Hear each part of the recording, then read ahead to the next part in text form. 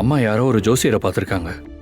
எனக்கும் ஆனந்திக்கும் 3 மாசத்துக்குள்ள கல்யாணம் நடக்கலைன்னா அதுக்கப்புறம் எனக்கு கல்யாணமே நடக்காதுன்னு சொல்லியிருக்காரு. அதை கேட்டதிலிருந்து அம்மா ரொம்ப பயந்து போயிருக்காங்க. What nonsense! அன்பு, இதெல்லாம் நீ நம்புறியா? நான் நம்பல சார், ஆனா அம்மா நம்புறாங்களே. நீ அவங்களுக்கு சொல்லி புரியவே. சார், பெரியவங்க இந்த மாதிரி விஷயத்துல நம்பிக்கை வச்சிருக்கும் போது நாம அதுக்கு எதிராக பேசணும்னா நாளைக்கு ஏதாவது சின்னதா பிரச்சனை வந்தா கூட அதுக்கு இதுதான் காரணம்னு சொல்லிடுவாங்க. என் அப்பா தவறி போனதுக்கு ஜோசியத்தை நம்பாம விட்டதான் காரணம்னு எங்க அம்மா நம்புறாங்க சார்.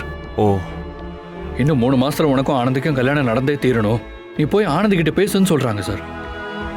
ஆனா ஏற்கனவே ஆனந்தியோட அக்கா கல்யாணத்துல மண்டபம் பிரச்சனையா இருக்கு. இப்ப போய் எங்க கல்யாணத்தை பத்தி அவகிட்ட பேசுனா அவ என்ன சார் நினைப்பா? சரி, நீ பேச வேண்டாம், நான் பேசுறேன். இல்ல சார், நீங்க இந்த விஷயத்த பேச வேண்டாம். கோகிலாவோட கல்யாண மண்டப பிரச்சனைய நீங்க தீர்த்து வைக்கிறேன்னு சொன்னாலே போதும் சார். ஆனந்தி நிம்மதி ஆயிடுவா.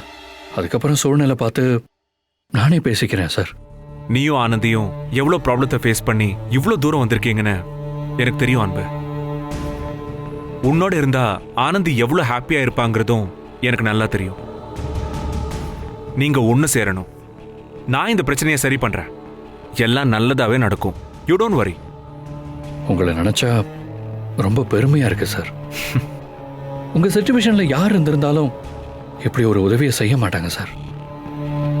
தான் விரும்புற பொண்ணை அவ விரும்புற ஒருத்தனோட சேர்த்து வைக்க சப்போர்ட் பண்றேன்னு சொன்னீங்க பாத்தீங்களா?